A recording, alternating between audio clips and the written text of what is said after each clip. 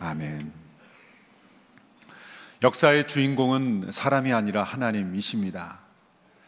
역사는 사람에 의한 또 사람을 위한 역사가 아니라 하나님에 의한 또 하나님을 위한 역사입니다. 하나님은 역사의 방관자가 아니라 역사의 주관자이십니다.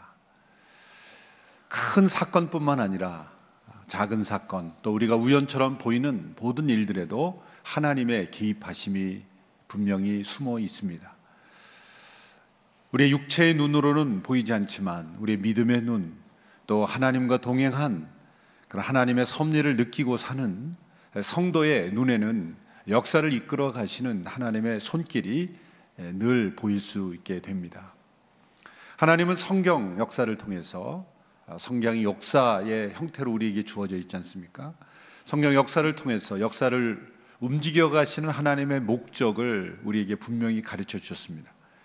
그것은 온 땅에 오직 하나님만이 유일한 분인, 유일한 하나님이심을 우리에게 알게 하기 위하신 것입니다. 하나님께서 인간과 언약을 맺으시고 인간을 구원하시는 여호와이심을 알게 하시기 위해서 하나님은 이 역사를 움직여가고 계십니다. 그러므로 하나님께서 이 역사를 움직이시는 두 개의 중요한 축이 있습니다. 하나는 구원이고 또 하나는 심판입니다. 이것은 우리가 죄로부터 건짐을 받는 구원만이 아니라 우리의 모든 삶 속에서 때로는 우리가 해결할 수 없는 문제로부터의 구원, 때로는 질병으로부터의 구원, 그리고 내가 얽매이는 모든 상황으로부터의 구원, 심지어는 내 자신이 묶여있던 마음의 상태로부터의 어떤 구원, 모든 것으로부터의 구원의 역사를 통해서 하나님은 우리를 다스려 가십니다. 또 하나의 축은 심판입니다. 성경에 보면 하나님이 구원의 역사와 동시에 행하신 일들이 심판입니다. 노아의 홍수로 심판하셨고 또 온 열방을 심판하시는 역사가 성경에 가득해 있습니다. 또 우리 개개인의 삶도 심판하십니다. 최후의 심판만이 심판이 아니라 우리 개개인의 삶에도 하나님께서 크고 작은 심판을 하십니다.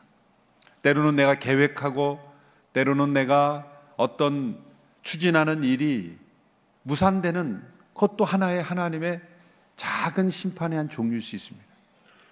그러나 하나님 그 모든 심판 속에서도 언제나 은혜를 베푸시고 새로운 길을 여시고 또 하나님께서 원하시는 길로 인도하시는 그런 하나님이십니다.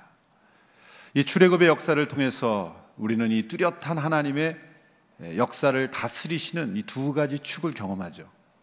첫째는 선택하신 백성을 구원하심으로써, 은혜로 구속하심으로써 구원을 행하시며 동시에 하나님이 이집트 땅에는 하나님의 심판을 행하시는 것입니다. 하나님을 대적하고 하나님의 말씀에 거역하는, 끝까지 자기의 길을 가고자 하는 자에게는 그 악에 대한 하나님의 심판이 임할 것이다 라는 하나님의 구원과 심판이 동시에 극명하게 나타나는 것이 바로 이 출애굽의 사건입니다.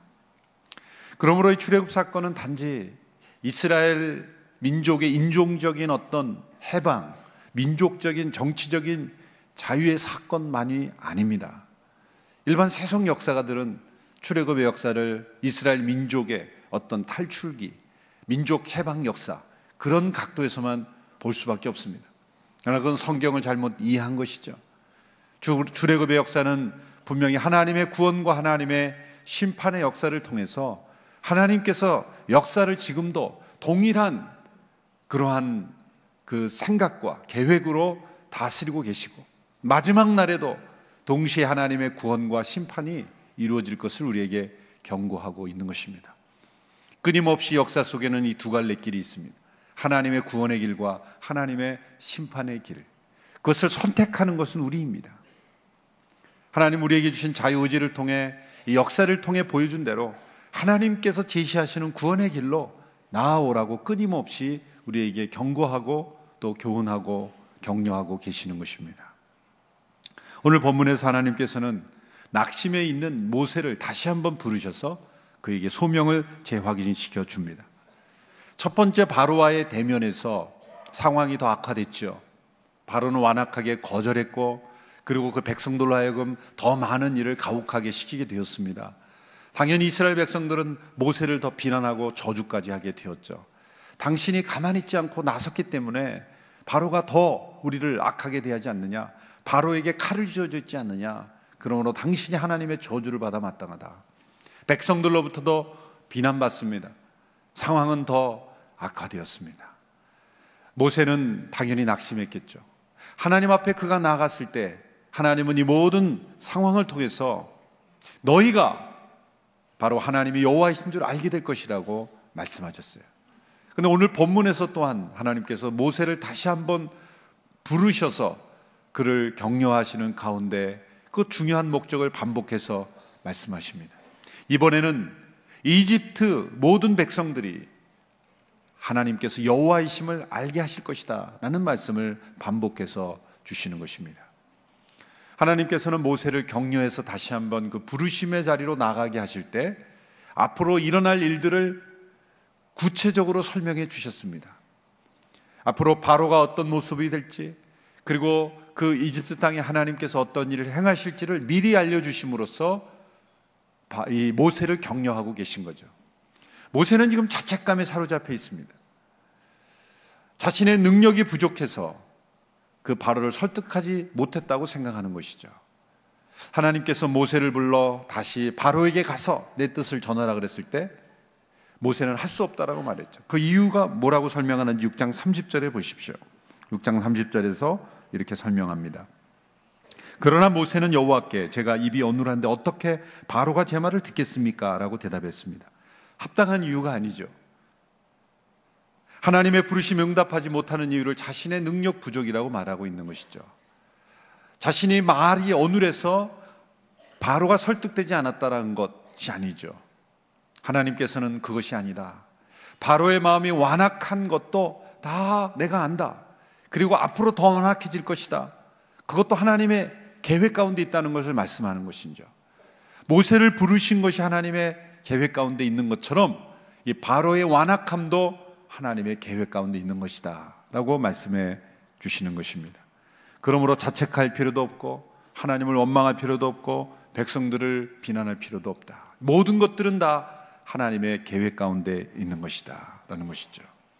그리고 나서 2절에서 5절에 중요한 출애굽에 일어날 앞으로의 일들을 미리 알려주십니다. 우리 2절에서 5절까지를 우리 한 목소리로 다시 한번 읽겠습니다. 시작. 너는 내가 명령한 것을 다 말해 주어라. 그러면 내 형 아론이 바로에게 이스라엘 자손을 그 땅에서 내보내라고 말할 것이다. 그러나 내가 바로의 마음을 강팍하게 만들 것이며 이집트 땅에서 많은 표적과 기적을 일으킬 것이다. 바로가 너희 말을 듣지 않으면 내가 이집트의 능력을 행사해서 큰 벌을 내려 내 군대 곧 내 백성 이스라엘 자손을 이집트 땅에서 나오게 할 것이다.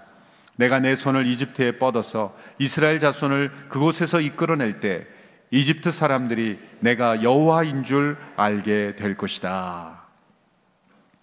하나님께서는 모세가 당황하지 않고 앞으로 일어날 일에 포기하지 않고 끈기 있게 하나님의 부르심을 붙잡을 수 있도록 미리 알려주시는 거죠. 두 가지 중요한 일들이 일어난다는 겁니다. 하나는 바로의 마음이 강팍하게 될 것이다. 또 하나는 그로 말미암아 그 이집트 땅에 큰 재앙과 벌이 내리게 될 것이다. 그로 인해서 이스라엘 백성들이 애굽에서 나오게 될 것이고 애굽의 사람들이 바로 내가 여호와인 줄 그들이 알게 될 것이다. 역사를 움직여 가시는 하나님의 목적은 언제나 분명합니다. 그것은 온 땅에 하나님만이 진정한 하나님이심을 알게 하시는 겁니다. 이 말씀 가운데 이상해 보이는 표현이 나오죠. 하나님께서 바로의 마음을 강팍하게 만들 것이다. 하나님께서 바로의 마음을 강팍하게 만들 것이다. 구약의 난제 중에 하나죠. 분명히 이 말씀을 그대로 보면 바로의 마음이 완악하게 된 것은 하나님께서 그렇게 하셨다라고 말하게 된다면 하나님께서 죄를 조성하신 분이 되는 것이고 악을 일으키신 분이 되는 것이고, 그리고 그 모든 바로의 완악함의 책임이 바로 하나님께 있는 듯한 그런 표현이 여기 나오는 것입니다. 그러나 이 표현은 바로의 완악한 죄가 그 책임이 하나님께 있다는 뜻이 아니라 이 하나님 주권을 강조하는 표현일 뿐입니다. 히브리 민족들은 이 하나님 주권을 강조하죠. 그래서 다른 원인들은 다 생략해버리고 궁극적인 최종적인 그러한 주관자이신 하나님께서 모든 것을 이루신 것으로 표현하는 방법인 것입니다. 바로가 완악한 길을 계속 선택합니다. 이 10가지 재앙에 대한 평가들을 보면은요, 중요한 특징이 나옵니다. 5번째 재앙까지 이루었을 때까지는 모두 바로가 마음을 스스로 강팍하게 했다. 바로가 마음을 강팍했다는 표현이 나옵니다. 하나님께서 하셨다는 표현이 나오지 않아요. 그런데 6번째 재앙 이후부터 하나님께서 바로의 마음을 강팍하게 하셨다라는 코멘트가 계속 나옵니다. 어떤 뚜렷한 분기점이 있는 것이죠. 그것이 6번째 재앙부터입니다. 그러니까 이것은 그 구분을 통해서 우리가 해석할 수 있는 것은 처음부터 바로의 마음이 강팍한 것이 전부 하나님께서 그렇게 강팍하게 만들어서 그 지경까지 갔다는 것이 아니라 스스로 사람이 자신의 선택을 통해 악을 선택하고 스스로의 마음을 강팍하게 만들어간 겁니다. 5번의 끔찍한 재앙이 있음에도 불구하고 스스로 거부함으로써 악을 택함으로써 자신의 마음을 강팍하게 만드는 길로 갔을 때 하나님께서 어느 한순간에 그 하나님의 인자하심의 끈을 놓으시는 거죠. 하나님께서 그 은혜의 끈을 포기하시는 거예요. 내버려 두시는 거예요. 여러분, 하나님의 인자하심이 얼마나 크고 얼마나 넓습니까? 그러나 그 하나님의 인자하심의 깊고 넓은 인자하심도 인간의 죄악으로 말미암아 가득하게 될 때는 그 인자하심이 끊어질 때가 있어요. 하나님의 인자하심이 무궁하지 않기 때문이 아니라 악을 벌하지 않고는 견딜 수 없는 하나님의 공의로우심 때문에 있는 거예요. 그 하나님의 인자하심과 공의로우심이 서로 균형을 이루고 때로는 심판하지만 구원을 베푸시고 구원 가운데도 심판하시고 이렇게 하나님의 인자와 공의로 다스리다가 하나님의 인자하심과 공의하심 때문에 하나님의 공의가 인자를 넘어서게 되는 순간 하나님은 내버려 두시는, 로마서 1장에도 보면 그 완악한 마음을 내버려 두신다. 제일 무서운 심판은 내버려 두시는 심판입니다. 우리가 악을 행할 때 심판이 온다는 것은 하나님이 여전히 나를 사랑하신다는 거예요. 내가 잘못된 일을 갈 때 그 길이 막히고 무너진다는 것은 하나님이 너무나 사랑하신다는 거예요. 때로는 우리가 좋아 보이는 길도 하나님 막으실 때 그것은 하나님이 나를 사랑하시기 때문에 그 이외에 우리가 알지 못하는 위험, 때로는 그것을 통해서 어떤 악한 길로 빠져들지 않도록 하나님이 그 계획을 막으시는 심판일 수도 있는 거예요. 그래서 우리가 최후의 심판이 있기 전에 일어나는 모든 종류의 심판은 다 하나님의 은혜에 붙잡아 주시는 거예요.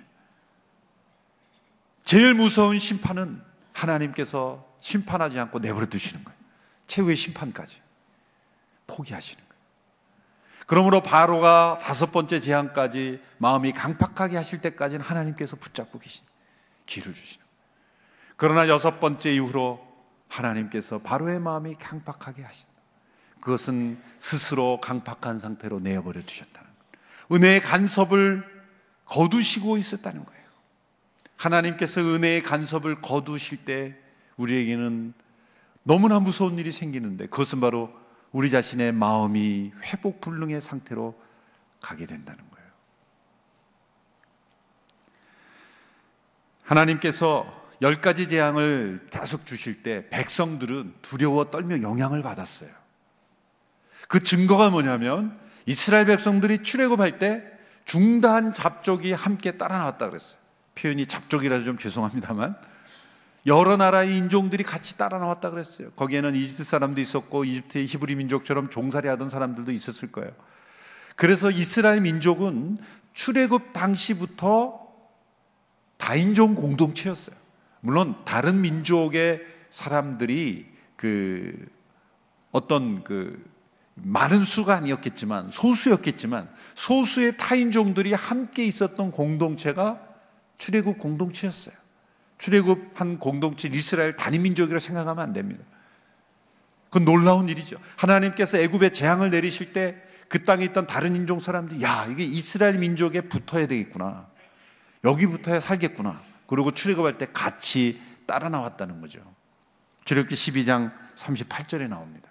그것은 그 땅에 재앙이 임할 때마다 살아계신 하나님을 인정하고 이스라엘 백성의 일원이 되기를 원했던 사람이 있다는 거죠. 하나님께서 심판을 통해서도 전도하시고 구원을 베푸셨다는 거예요. 심지어 애굽의 바로의 신하와 술객들도 이는 하나님의 손가락이다, 하나님의 손길이다 그러면서 나중에는 대결하기를 거부했죠. 그런데 바로는 끝까지 거부했습니다. 하나님께서 10가지 재앙을 통해서 그 땅을 심판하셨다는 것은 능력이 부족해서가 아니죠. 한 번 재앙을 내리셨으나 그 능력이 부족해서 그 사람들이 변화되지 않고 그런 것이 아닙니다. 이것은 하나님의 인자하심의 증거인 것입니다. 하나님은 심판을 실행하시면서도 은혜 베푸시기를 원하셨습니다. 10번의 재앙이 있었다는 것은 바로가 처참한 심판에 이르지 아니하면서 하나님의 이 역사의 협력자가 될 수 있는 기회를 계속해서 주신 거예요. 그래서 이 심판이 10가지 재앙에 이르기까지 한 1년 정도의 기간이 들렸지 않습니까? 1년 정도의 기간이 바로에게 허락되었던 것입니다. 그러나 바로는 그 기회를 거부한 것입니다. 이 10가지 재앙이 내려진 순서를 보아도 하나님 얼마나 은혜로우신가가 나타납니다. 처음부터 사람을 죽이고 사람에게 어떤 내리는 재앙을 행하지 않으셨어요. 간접적인 재앙, 나일강을 피로 만들고 메뚜기 떼를 풀고, 그 다음에는 가축들에게 이와 어떤 그 종기들이 발하고, 그런 어떤 그 간접적인, 그 다음에 작물에게 임하는 우박과 그런 재앙이 임했죠. 그리고 나서 마지막 최후로 사람에게 장자가 죽는 그런 심판. 이것을 보면 간접적인 환경과 가축과 이런 간접적이면 그런 재앙으로부터 점점 직접적인 재앙으로, 이것도 하나님의 어떤 배려와 손길이 느껴지지 않습니까? 하나님께서는 단 한 번의 재앙을 통해서도 그 땅을 심판하고 백성들을 구원하실 수 있지만 1년이라는 기간을 통해 10번의 순서적인 재앙을 통해 끊임없이 기회를 주시고 또 주시는 그 하나님의 이 사랑의 손길을 우리는 느낄 수가 있어야 하는 것입니다. 하나님께서는 10번의 재앙을 통해 하나님께서 얼마나 전능하신 분인가를 충분히 그 땅에 나타내 줬죠.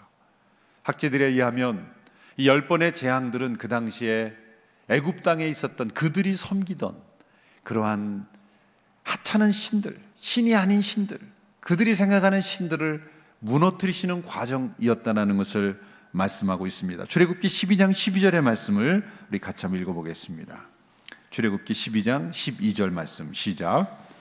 그날 밤에 내가 이집트를 지나가며 사람이든 가축이든 처음 난 모든 것들을 치고 이집트의 모든 신들을 심판할 것이기 때문이다.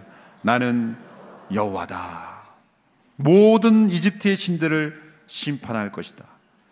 그래서 나일강의 물이 피로 변한 것은 이 하피라는 나일강의 신에 대한 심판입니다. 개구리 재앙은 헤켓이라는 개구리 머리를 한 여신에 대한 심판입니다. 이와 파리의 재앙은 케프레르라고 하는 곤충의 신에 대한 심판입니다. 생축의 죽음 재앙은 아피스라고 하는 이 다산의 상징 황소신에 대한 심판입니다. 독종은 세크메트라고 하는 신, 우방은 누트라고 하는 하늘의 여신, 메뚜기는 세넴이라는 신, 흑암은 아문레라고 하는 태양신에 대한 심판입니다.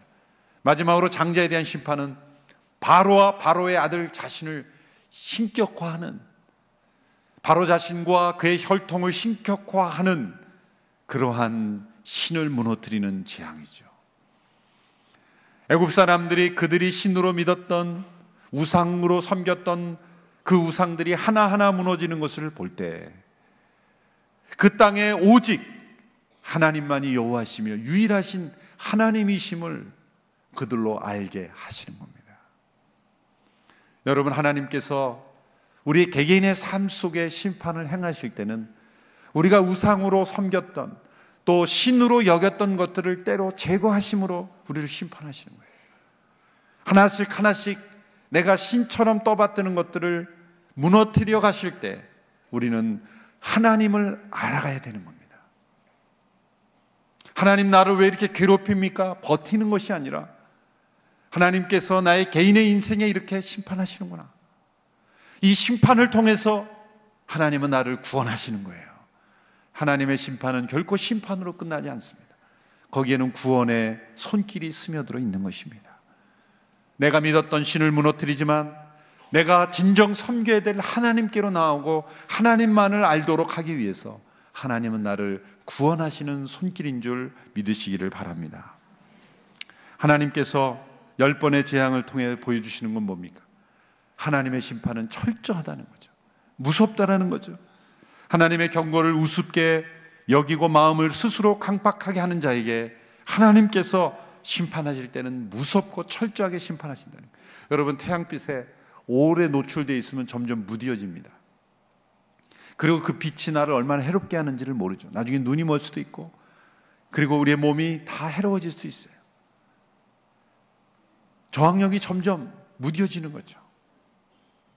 마찬가지로 우리의 마음이 점점 무뎌질 수 있다는 거예요. 양심이 무뎌지고 하나님의 뜻에 예민하기보다는 그저 나의 고집과 나의 방법과 나의 방식과 나의 우상숭배에 무뎌질 때, 점점점 무뎌질 때 가장 무서운 것은 하나님이 그 은혜의 손길을 놓으시는 거예요. 그때 우리는 무서운 하나님의 심판으로 들어갈 수 있게 되는 것입니다. 하나님께서 단번에 바로의 무릎을 꿇게 하실 수 있었습니다. 그리고 그 백성을 구원하시는 곳 심판하실 수 있었습니다. 그러나 10번의 재앙이라는 과정을 통해 하나님께서 그 땅을 심판하실 때, 그 심판하실 때마다, 모세가 바로를 만날 때마다 반복해서 주시는 말씀이 있습니다. 그것은 바로 내가 여호와인 줄 알게 할 것이다. 몇 구절만 읽어볼까요? 7장 5절, 오늘 본문에 있는 7장 5절부터 읽겠습니다. 같이 읽습니다. 시작. 내가 내 손을 이집트에 뻗어서 이스라엘 자손을 그곳에서 이끌어낼 때 이집트 사람들이 내가 여호와인 줄 알게 될 것이다. 8장 10절입니다. 시작. 바로가 내일 하도록 하여라 라고 말했습니다. 모세가 말했습니다. 당신이 말씀하신 대로 될 것입니다. 그러면 당신은 여호와 우리 하나님과 같은 분이 없다는 것을 알게 될 것입니다. 출애굽기 9장 14절 시작. 그렇게 하지 않으면 이번에는 내가 너와 내 신하들과 내 백성들에게 내 모든 재앙을 보내 온 땅에 나와 같은 자가 없음을 내가 알게 될 것이다. 출애굽기 10장 2절 시작. 내가 내 자식과 자손들에게 내가 이집트 사람들을 어떤 식으로 매섭게 다루었으며 그들 가운데 내가 어떻게 내 표적을 보여주었는지를 말해주게 하기 위한 것이다. 또한 내가 여호와인 줄 너희가 알도록 하기 위한 것이다. 내가 여호와인 줄 너희가 알도록 할 것이다.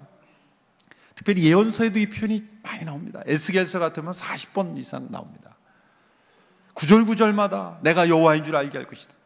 하나님께서 이 땅을 구원하시는 것도 여호와인 줄 알게 하시는 것이지만 이스라엘 민족에게 그 구원을 통해, 출애굽의 구원을 통해 내가 여호와인 줄 너희가 알게 될 것이다. 그리고 심판을 하시는 목적도 그들이 여호와인 줄 알게 할 것이다. 목적입니다. 역사의 목적은 온 세상 사람들이 하나님을 여호와인 줄 알게 하시는 겁니다. 이 세상에 이루어지는 모든 일들 가운데 우리는 늘 이런 질문을 던져야 됩니다. 나는 이 사건을 통해 하나님을 더 알게 되었는가? 나는 이것이 축복의 사건이든 나에게 절망적인 고난의 사건이든 간에 그 모든 일을 이루신 하나님의 목적이 여호와임을 알게 하시는 것이기 때문에 그 목적을 빨리 캐치하면 이해가 빨리 되고 나갈 길을 빨리 알게 되는 거예요. 내 모든 삶을 통해 나는 하나님을 더 알아가고 있는가? 나에게 주어진 모든 이 사건을 통해, 역사의 사건을 통해 우리는 하나님을 더 알아가고 있는가? 이것이 목표가 될 때 우리를 향한 하나님의 계획은 이루어져 가고 있습니다. 하나님 우리 개인의 삶 속에도 구원과 심판의 이 두 축을 통해서 통치하고 계십니다. 하나님의 작은 심판이 임할 때 돌이키지 않으면 더 큰 심판이 임합니다. 하나님의 심판은 철저합니다. 무섭습니다. 그러므로 기회 있을 때 우리는 돌이켜야 합니다. 10번의 재앙이 우리 모두에게 삶 속에 이렇게 계속해서 이루어지지 않도록 우리는 빨리 피해야 합니다. 그리고 하나님께서 우리에게 은혜를 베풀어 주실 때마다 우리는 하나님을 더 알아가야 합니다. 하나님의 은혜를 속에서 하나님만이 유일한 분이심을 깨닫고 하나님께 더 가까이 나가야 합니다. 안타까운 것은 우리는 하나님께서 은혜를 베풀어 주시면 하나님께 나아가기보다는 자기 자신의 능력인 줄 알고 또 하나님으로 멀어지고, 하나님이 심판을 해나가실 때도 하나님께로 더 가까이 나갈 기회임에도 불구하고 하나님을 원망하며 또 하나님으로부터 멀어지는 우리의 모습, 그것이 구원이든 심판이든 간에 우리 모두가 하나님께 더 가까이 나감으로써 하나님을 더 알아가게 되는 그런 삶이 될 수 있게 되기를 바랍니다. 그러면 우리 모두가 역사의 하나님의 통로, 도구가 되고 또 하나님의 역사의 협력자가 되므로 하나님이 이끌어 가시는 역사에 귀하게 쓰임받는 도구가 될 줄로 믿습니다. 너희가 여호와인 줄 알게 될 것이다.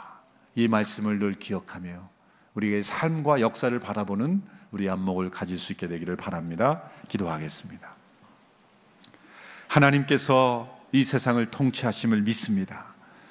보이지 아니하시는 하나님, 그러나 역사의 주관자가 되시며 주인공이 되시며 하나님을 위한 역사인 것을 고백합니다. 주님, 이 땅의 역사를 바라보며 세상의 통치가들이 역사를 만들어가는 것 같지만 하나님이 역사의 주인공이심을 믿습니다. 이 땅에 바로와 같이 강팍해진 지도자들이 없게 하여 주시옵시고, 스스로 마음을 강팍하게 함으로 하나님이 그 끈을 놓으시는 그런 불쌍한 영혼이 없도록 주여 긍휼을 베풀어 주옵소서. 우리의 마음 또한 바로의 마음처럼 강팍해지지 아니하도록 주여 우리의 마음이 하나님의 뜻에 예민하며 민감하며 주의 뜻에 순종할 줄 아는, 하나님이 주시는 기회를 사용할 줄 아는 그런 하나님의 백성들 다 되게 하여 주옵소서. 예수님의 이름으로 기도합나이다. 아멘.